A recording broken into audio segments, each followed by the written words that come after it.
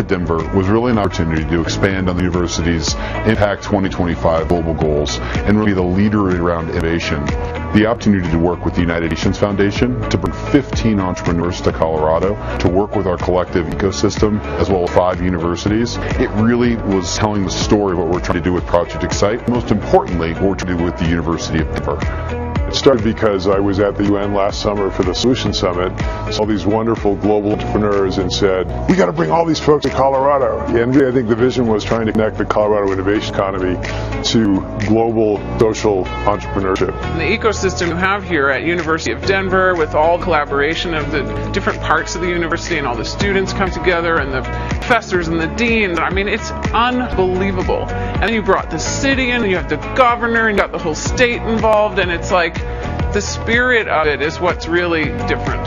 What's great about events like this, they're inspiring and also incredibly welcoming, and they use the best of human spirit to help another person with something that would really matter. We really want to be at the center of innovation, but more importantly, through diversity and inclusion, we can solve the world's biggest problems and come up with the best solutions together.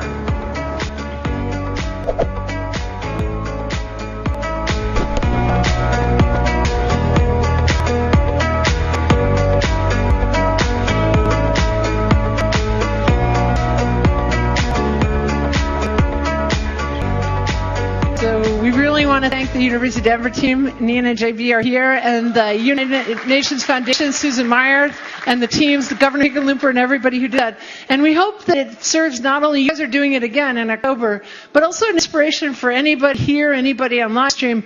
Just start doing this. Here in the U.S., I know National Day of Civic Hacking is happening on Saturday. It's like a jam hackathon. Think of, making jazz but solving problems. So this is a format you can steal and take and borrow and make it work in your country, in your region, in your school, in your community. Okay, next up. So we've been to South America. We've been to Central Asia, and now we're going to go to Indonesia. So Veronica Colondam has an incredible organization called YCAB. And this has to do with kind of mission-driven microfinance, focusing on education and empowerment in a really clever two-step that she's going to tell you about. So come to the stage, Veronica. Welcome. Thank you. Oh, hi, everyone. Good, the energy going here? Okay. So I'm going to talk to you about this one big problem that we have in Indonesia. It's the dropout rates. We have about 2 million kids drop out, not finishing high school. And the problem is, sorry, I have to go back there. The problem is actually poverty. So the problem that we want to solve is how to bring these kids back to school, getting skills or jobs at the end of the day to help their family. And the thesis is simple. We want to break poverty through education because we believe the higher the education, the better welfare the family can get. That's along the way. And we do it through YCAB, and that's our logo, where this is a book, that's a foundation that how all thesis of change to create a house that is prosperous. YCAB actually stands for Yayasan Cinta Anak Bangsa in Bahasa. Yayasan is foundation, Cinta is the word for love, and Anak Bangsa is children of nation. So we're doing this because we love the children of nation, giving them hope and opportunity to just come back to education, get themselves jobs. And is it going back? Sorry. And in our experience, because we work with unprivileged children, they are mostly, work with their parents, make money. So the idea is actually to also support their mothers, so they can have extra income so that they can put themselves to school. Sometimes the schools is free, going to school never free. You have to have transport money, meals money, and all of that. So we want to empower mothers. So we actually use microfinance as a means to an end. That is to enable education in the household of the poor people. So this is our premise of change. So what we do is actually we create a social investment fund that is used to do the microfinance, access to capital, create that income stability, and also helping their parents and their children to actually go to school and become working graduates. The idea is for them to be independent. The last component that we are working on is actually this, so that every working graduates can give back to the whole pool of social investment through mutual funds. So this is the product that we want to create next year. So this is Cristanti. She is actually one of the 2 million people who drop out of school. So looking at 6 kids per minute. So Cristanti dropped out when she was 15. And next to it, there's our school, we call it Rumah Belajar, or Learning Center. And then she went there, graduated, and took the electronic repair skills with Samsung Academy that we partner with. And throughout the years, she then worked for Samsung. By 2014, she became the best employee of Samsung Indonesia. And last year, she became the best agent repair in Southeast Asia. So that's the story of change. And we want to bring this story of change to the 2 million who do not have the opportunity to finish education. We want them to have the life of Cristanti. So here's the thing that you can participate. We have 2 models of social investment. We are now working with about 100,000 families, mothers, that enables thousands of kids to school. You can come in as investors. You can come in as givers, of course. And this is the 2 social investment. The first one, we call it social investment. By that name, you know that you get your money back, principal back, with interest, about 5 years payback.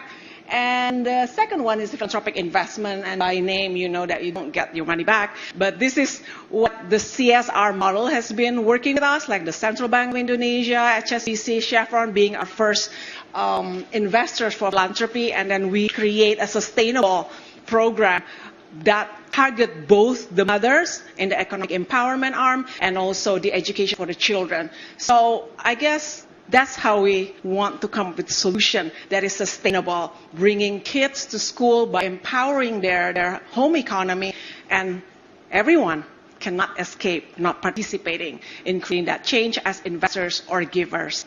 Thank you.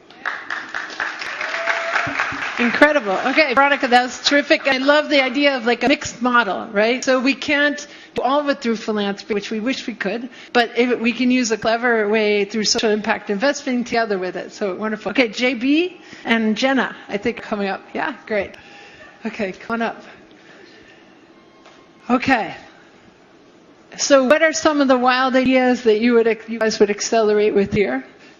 Well, one of the my name is J.B. Holson. I'm the Dean of the University of Denver School of Engineering and Computer Science and the author of Project Site. Thank you all for watching the video. Thank you for showing the video. Great. One of the things that we talked about was how interestingly scalable this combination of, to your point, microfinance and education, that sort of virtuous cycle, and that can be replicated at scale in really interesting ways. So the challenge was, how do you go to 50 million of capital to support that? And I think a lot of what we talk about is, who do you go to, who do you talk to provide that kind of capital? And there are entities out there. JP Morgan's right down the street. We can just stop there on the way out. But a lot of the conversation was, how can we make sure that you have capital base in order to meet the goal, because it's clearly proven a model.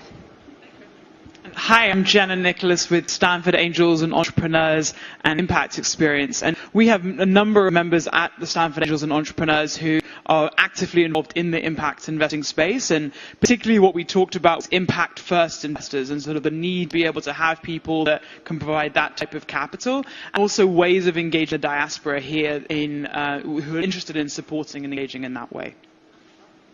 Thank you. So hold on. Now, do we have any social media? Anybody saying anything out there? And remember, if you want to talk to us, hashtag Solution Summit at UN. SDG Live is also a hashtag. Hi, thank you so much. We have some questions kind of expanding on what we just heard. Like, how are you targeting people to tell them about this opportunity in order to invest? And how are you reinforcing that positive feedback and loop back when you're having people come in with investments? Yeah. For the philanthropy, we work with corporations. It's clearly our money. But as for the social investment, we're creating the mutual fund product and also impact notes, which we will actually, is that sort of like financing. So we want to go through the capital market because to run microfinance in Indonesia, we really have to do it through a financial authority sort of like license. So that's YCAB Ventures. So that's how we can create this capital market product that is available for the public to actually chip in, come in as a crowd sort of like funding, but then at the same time, we also want investors to come in for impact. Yes. Thank you. Terrific. Okay, and the other thing I'd point out that is true with what you're doing is you're also adapting some of the education itself. Like you're meeting the children where they are, or maybe it's somebody who's not a child who's also retraining and learning, but not a rigid thing, but sort of adapting them. Like Sakina, you're teaching really in 4 months how to read to the 4th grade level. That's incredible, and doing it through mobile phone and community, right? Which is a different kind of classroom, modernizing classroom everywhere, classroom always, all learning. I don't know if people saw Lorraine Jobs, who was married to Steve Jobs for a long time, incredible entrepreneur, is doing XQ, like IQ, EQ, XQ super schools.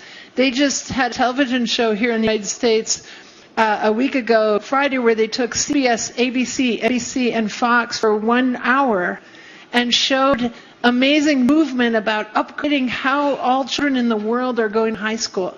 Much more fun, much more like this, and really solving real problems like SDGs. And there were many schools highlighted in new kinds of curriculum. And I really encourage people to go online to XQ Super Schools and watch that, because it's very much in the spirit of how we learn and upgrade. You guys are very much doing that, and I think it ties in, JB, what you're trying to do at University of Denver. Yeah, absolutely. I think the real message of the Project Excite initiative was twofold. One is, if you bring these people to your town, they will never want to leave because everyone will love them. I mean, that's one of the things that we brought 200 Coloradans who had no association with the SDGs or other together to help accelerate, and they adopted all those companies. But the other side is, we should have 200 cities, 200 universities do these. Let's have 200 flights to wherever over the course of the next year. That's how the SDG are really going to get going. But get her to your town, she'll never, your people will never let her go.